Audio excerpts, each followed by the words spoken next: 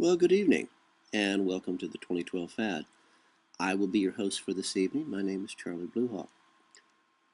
Last night, we talked about psychic super soldiers in empty cities and how our masters have set, apparently, traps, not just to capture, but to kill their own god. They worship Satan. Why? They think it gives them power. Obviously, it does. They're doing pretty good. But beyond just simply capturing and killing your own god, he has an army. You have to capture Satan's demon army at the same time. And how the CIA created psychic super soldiers to hunt down and to kill their own god, because of course they're cowards, they're not going to do it, so they created super soldiers to hunt down and kill their own god, Satan. And so they could then raise themselves up and take his place, becoming gods themselves. I've often mentioned that the thinking processes between us and our masters are so completely different that we will never, ever, ever have a meeting of the minds with these, I don't want to say people, let's just call them individuals and leave it at that. The thought processes of our masters is so alien to anything you or I could possibly comprehend. They actually believe that Satan exists. They actually believe that he is a physical, or she is a physical person, a god. And they actually believe that by sacrificing all life on earth, that they can call their god back to sit on the throne of earth. At which point their great work is to rise up, throw Satan down, and take his place and become gods themselves. Again, as we've talked on numerous occasions, for us to go out and have peace rallies and march and bang on drums and give away flowers and sing kumbaya, hoping to convince them to be peaceful and to treat our world with respect and, treat us like, people, is just lunacy on our part. They worship Satan. At that point, all reasonable discussions are just not possible. Anyway, tonight I thought we would chat about how to deprogram someone, whether it's a real human being or just a clone of a human being. Clones are people too.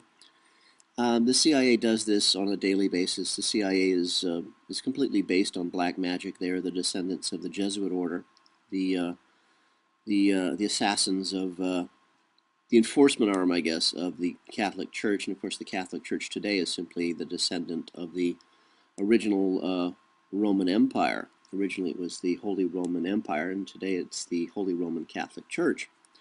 And they still have the same base of operations. They're still based in Rome. Anyway, the CIA is the inheritor from the Jesuits. The Jesuits are the inheritors from the ancient Babylonian slave mentality. So, nothing's new. They just keep redoing the same old stuff.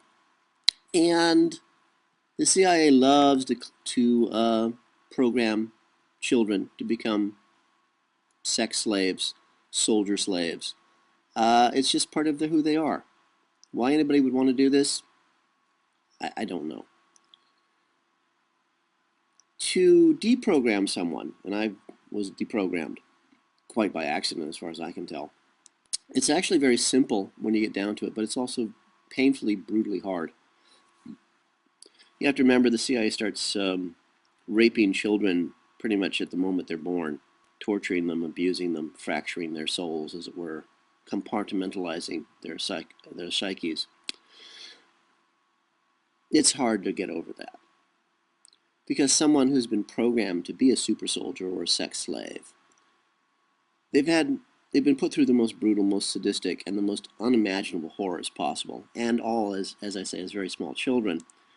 And then, again, this is done just to fragment their minds and to use their own minds, their own souls against them.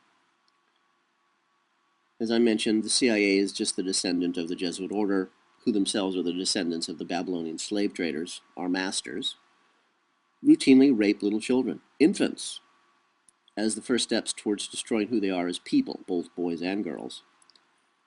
And sometimes these ritual black magic abuses begin inside of the mother's womb. I actually, here's today's plug, I actually wrote about this in my 5 books, Coffee and Blood, Love Letters Between the Dead, which you can get on our website, coffeeandblood.com or amazon.com. And at one point I described how part of a black magic ritual was used when they genetically cultured a clone, for example. They would insert the cloned cells, the egg, into the woman's womb, but first they had to butcher the fetus that was already in the womb as part of the black magic ritual. And the newly genetically modified egg was inserted into the womb, into the corpse of the fetus that was still there. And this was a black magic ritual. And I wrote about this, sadly, and we'll be writing more about that in the next series of books. Again, Coffee and Blood, Love Letters Between the Dead. You can buy that on our website, coffeeandblood.com. And of course, all proceeds go to building the village. As I say, all of these practices are based in black magic and based on the worship of their god, Satan. And again, how are you going to deal with somebody on any kind of level that you and I would understand about, let's clean up the planet, let's be nice to people, let's stop hurting people, let's stop wars, when they practice black magic and worship Satan. Whether Satan exists or not, doesn't matter. Our masters believe it. And that's all you and I, that's the only thing we have to worry about. As I was one of these tortured and abused children, I know firsthand what I'm talking about, and at the age of 52, I still do not know or remember everything that was done to me, but I live with the results every day. And every day, I become more myself, a little by little. When you're a sex slave or a soldier slave, you're programmed to self-destruct at the age of 30. For me, my trigger didn't go off until the age of 31. It started for me, the healing process, at the age of 31, when I was living, or rather existing, in Studio City, California, which is a suburb of Los Angeles, which is in Southern California in the United States. And I was working as a full-time temp. At that particular time, I was working at the Disney Studios. At that particular time, I could work, but that was all I could do. I was terrified of people. I was terrified of everyone and everything. Everything was a nightmare for me. Just a simple trip to the grocery store, that was only about 15 minutes by car. For me, it was a voyage through hell.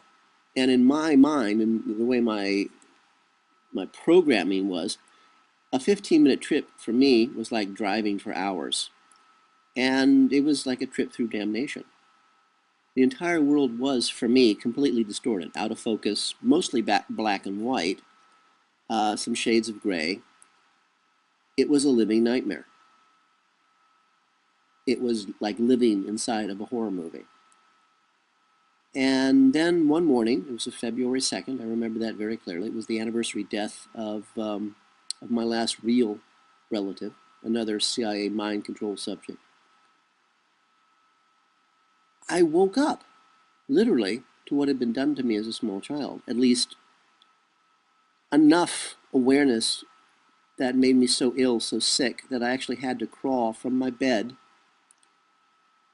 in a little studio apartment, down the hallway, into the bathroom, on my hands and knees, stick my head in the toilet and dry heave. And I dry heaved into that toilet for about 18 months. As I said, I could work. And it appeared for all the world that I could function, But that was after crawling into the bathroom